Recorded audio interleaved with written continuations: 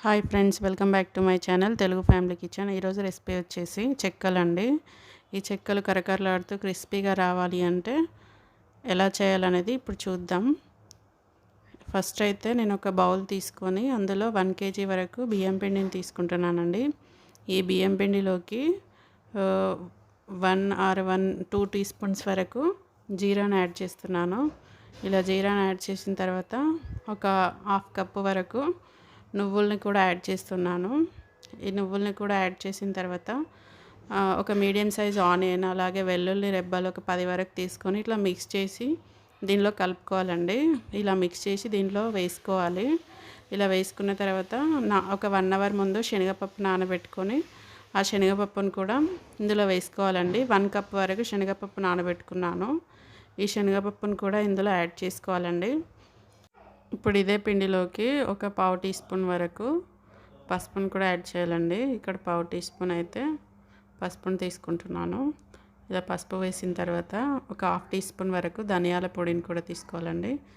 ధనియాల powder add చేసిన తర్వాత 1.5 టీ స్పూన్ వరకు సాల్ట్ని కూడా యాడ్ చేయాలి. ఇక్కడ 1.5 టీ స్పూన్ సాల్ట్ యాడ్ చేసిన తర్వాత ఒక 3 టీ స్పూన్స్ వరకు కారం తీసుకుంటున్నానండి. ఈ 2 స్పూన్స్ కూడా కారం యాడ్ చేయాలి. ఇలా కారం యాడ్ చేసిన తర్వాత ఇందులోకి కొత్తిమీరని కూడా యాడ్ చేసుకోవాలండి.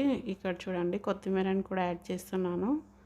ఇలా కొత్తిమీర యాడ్ చేసిన తర్వాత ఇందులోకి కరివేపాకుని కూడా యాడ్ చేయాలండి. చూడండి, ఇక్కడ కరివేపాకుని కూడా యాడ్ చేస్తున్నాను. ఇలా కరివేపాకుని యాడ్ చేసిన తర్వాత మొత్తం అంతా మిక్స్ అయ్యేలాగా ఒకసారి బాగా కలుపుకోవాలండి. ఇలా ఒకసారి బాగా కలుపుకోవాలి. ఇలా కలుపుకున్న తర్వాత మనం పిండిని కలుపుకోవడానికి వాటర్ని హీట్ చేసి పక్కన పెట్టుకోవాలండి. కొంచెం గోరువెచ్చని వాటర్తోని పిండిని కలుపుకుంటే చెక్కలు అనేవి క్రిస్పీగా వస్తాయి. ఇలా గోరువెచ్చని వాటర్ వేస్తూ పిండిని మంచిగా ముద్దలాగా కలుపుకోవాలండి. ఇలా వాటర్ యాడ్ చేస్తూ కొంచెం వాటర్ యాడ్ చేస్తూ పిండిని బాగా ముద్దలాగా కలుపుకోవాలండి. ఇలా ముద్దలాగా కలుపుకొని ఇందులో చిన్న పూరీ సైజ్ బాల్స్ అంతా పిండిని తీసుకొని ఇలా ముద్దలాగా చిన్నగా రౌండ్ షేప్లో వచ్చేటట్టు చేసుకొని ఇలా పక్కన పెట్టుకోవాలండి. ఇప్పుడు పూరీ చేసే మెషిన్ తీసుకొని పాలిథిన్ కవర్ తీసుకొని దానికి ఆయిల్ అప్లై చేసుకొని ఇలా పిండి ముద్దను పెట్టుకొని ప్రెస్ చేసుకోవాలండి. ఇలా ప్రెస్ చేసుకున్న తర్వాత చెక్కలు అనేవి పల్చగా ఉండాలండి. పల్చగా ఉంటే అప్పుడు క్రిస్పీగా ఉంటాయి. ఇప్పుడు స్టవ్ పైన డీప్ ఫ్రైకి సరిపడా ఆయిల్ పెట్టుకొని బాగా వేడయ్యాక ఇప్పుడు మనం ప్రెస్ చేసుకున్న చెక్కల్ని అందులో వేసుకోవాలి. ఇలా ఎన్ని పడితే అన్నీ అందులో వేసుకోవాలండి. ఇలా వేసుకొని 2 వైపులా బాగా కాల్చుకోవాలి చెక్కలు అనేటివి. ఇలా వేసిన తర్వాత ఇలా కొంచెం బ్రౌన్ కలర్ వచ్చే వరకు వీటిని ఫ్రై చేసుకోవాలి ఆయిల్లో.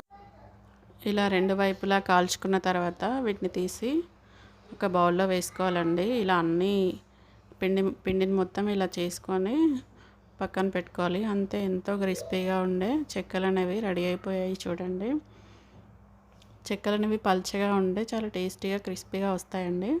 చూడండి, అన్నీ రెడీ అయిపోయాయి. ఈ రెసిపీ కనుక మీకు నచ్చినట్లయితే మీరు మీ ఇంట్లో ట్రై చేయండి. ఎలా వచ్చిందనేది నాకు కామెంట్ చేయండి.